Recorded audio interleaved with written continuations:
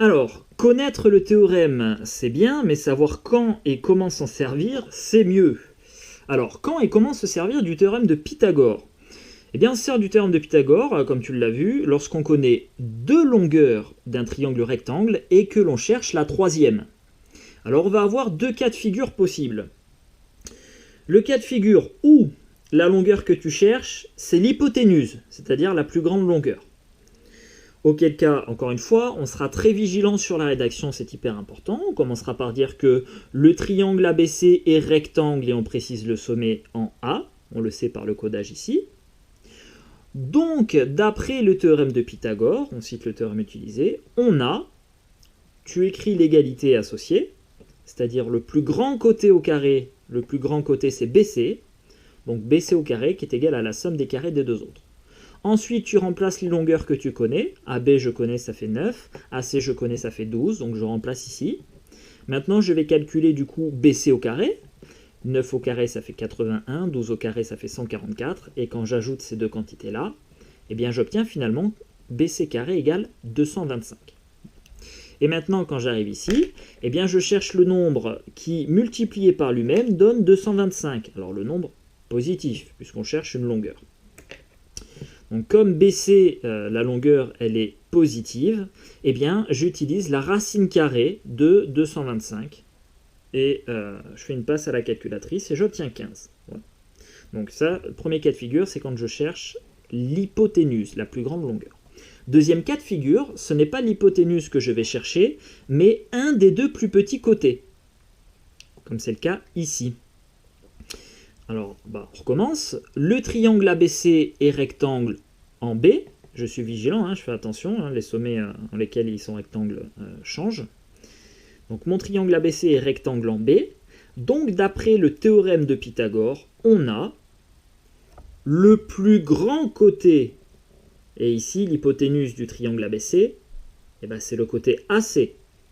Donc c'est AC au carré, qui va être égal à la somme des carrés des deux autres côtés. Donc je vais avoir AC, donc maintenant je vais remplacer les longueurs que je connais. Je connais la longueur AC. Elle m'est donnée, c'est 12. Donc j'ai 12 au carré, qui va être égal à BA, je ne la connais pas, donc je laisse BA au carré, plus BC que je connais qui est 7 au carré. Ensuite, je calcule ce que je peux, donc 12 au carré, ça fait 144, 7 au carré, ça fait 49. Bon. Et maintenant, arrivé ici, eh bien, tu as une addition à trous. Combien faut-il ajouter à 49 pour obtenir 144? Ça revient à faire une soustraction. 144 moins 49, qui sera égal à BA au carré.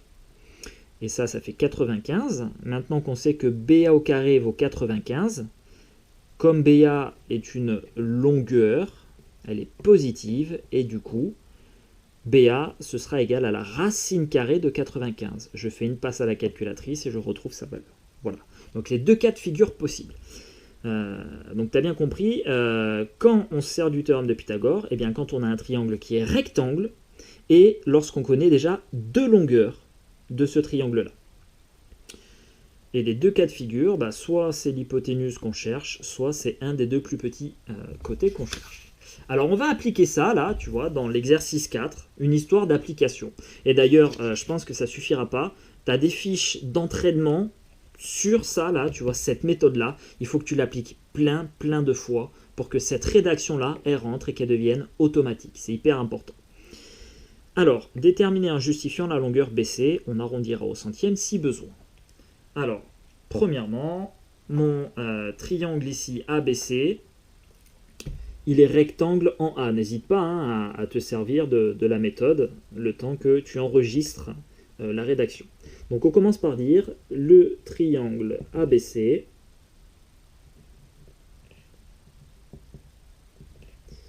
est rectangle en A.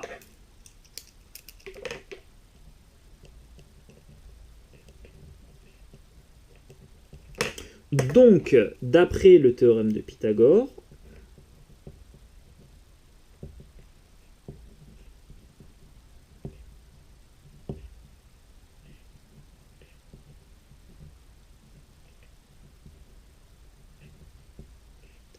on a le carré du plus grand côté, ici le plus grand côté, c'est BC. Donc tu vois, je suis dans la première configuration, je cherche l'hypoténuse. Donc on a BC au carré, qui est égal à la somme des carrés des deux autres côtés. Donc à savoir 17,1 au carré, plus 18,1 au carré. Allez, on va faire une passe à la calculatrice. On va calculer tout ça. Alors, BC au carré va être égal à... Alors, 17,1. Tiens, ma Casio veut bien fonctionner. Alors, 17,1 au carré. Tiens, je vais prendre le temps de détailler un tout petit peu. Je vais récupérer la valeur décimale. Tu vois, j'ai cliqué sur la touche SD. Tiens, je remets, hop, SD, là, j'ai l'écriture exacte, hein, fractionnaire, et je reclique sur SD, j'ai l'écriture décimale. 292,41 plus 18,1 au carré, 327,61. Bon. Et tout ça, si j'ajoute mes deux quantités, on obtient donc 327,61 plus 292,41. Ça fait 620,02. Donc ça, c'est la valeur de BC au carré. Maintenant, moi, je cherche la valeur de BC. Alors, comme BC est une longueur, hein, de plus, ma longueur BC, elle est strictement positive. Du coup, la valeur de BC, il me suffit de déterminer la racine carrée de 620,02. Donc, on a BC qui est égal à la racine carrée de 620,02. Et on fait une passe à la calculatrice. Donc racine carrée de 620,02, ça fait 24 environ, hein, 24,9.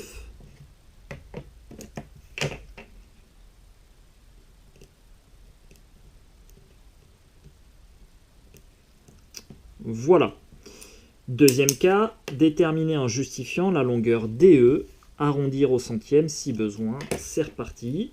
Mon triangle DEF, il est rectangle en D. Donc on commence par l'écrire. Le triangle DEF est rectangle en D.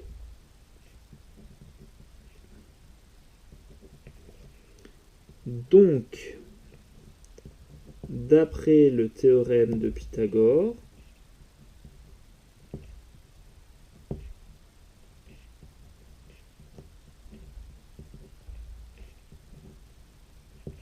on a le plus grand côté au carré, et là tu es vigilant, le côté qu'on cherche ici, c'est pas l'hypoténuse, tu vois, on est dans le deuxième cas de figure. Le plus grand côté ici, c'est le côté qui est opposé à l'angle droit, c'est-à-dire EF. Donc on a EF au carré, c'est-à-dire 43,4 au carré, qui est égal à la somme des carrés des deux autres côtés, à savoir 21,9 au carré, plus la longueur DE au carré. Allez, on va calculer ce qu'on peut. Donc 43,4 au carré, ça fait 1883,56, qui est égal à 21,9 au carré, à savoir 479,61, plus DE au carré. Bon, maintenant j'ai une addition à trous. Du coup, pour retrouver DE au carré, bah, je vais faire une soustraction. Hein, 1883,56 moins 479,61.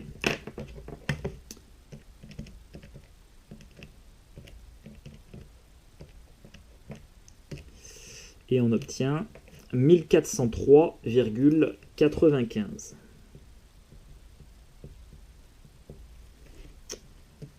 Très bien. Alors, de plus, DE est une longueur, donc elle est strictement positive. De plus, DE est strictement supérieur à 0. D'ailleurs, j'aurais pu juste me contenter de mettre supérieur ou égal à 0.